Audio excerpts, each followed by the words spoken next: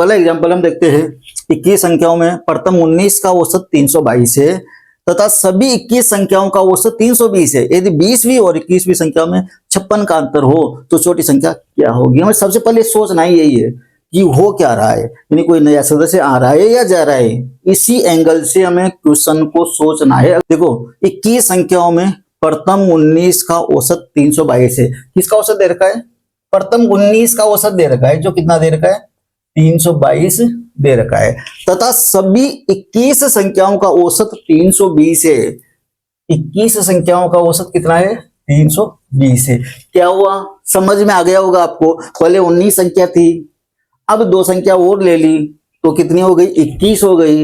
यानी वही आने वाली कंडीशन है। क्वेश्चन को किसी भी प्रकार से घुमाया जा सकता है, लेकिन उसको हमें किस सांचे में डालना है, उसी सांचे में डालना है कि या तो कोई आएगा या जाएगा या दोनों चीजें एक साथ होगी।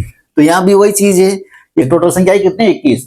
21 संख्याओं में से 19 का औसत 322 है और सभी 21 का औसत 320 है। अगर आप उस एंगल से सोचोगे तो हमें पता लग जाएगा कि यहाँ 2 संख्या और आने से ये चेंजेस हो रहा है। आने वाली कंडीशन है, फर्स्ट कंडीशन है अपनी। आने वाली कंडीशन में, आने वाली कंडीशन की वजह से क्या हो रहा है?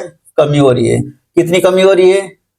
322 से 320, ये 2 की कमी हो रही है। सवाल को वैसे हल करना है, 2 की कमी हो रही है, इसका मतलब जो 2 आने वाले हैं उनका औसत पुराने औसत से कम होगा। कमी हो रही है तो कम होगा। पुराना औसत कितना है?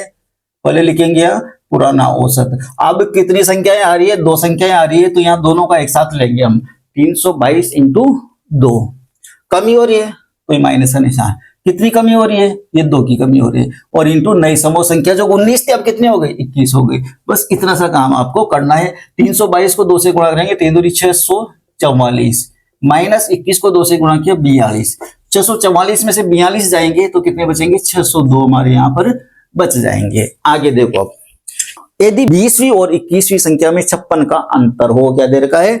अंतर दे रखा है 56 का। और हम क्या निकालते हैं? हम निकालते हैं योग, यानी जो 2 नई संख्या आई, इन 2 संख्याओं का योग कितना है? 602, जो हम निकालते हैं।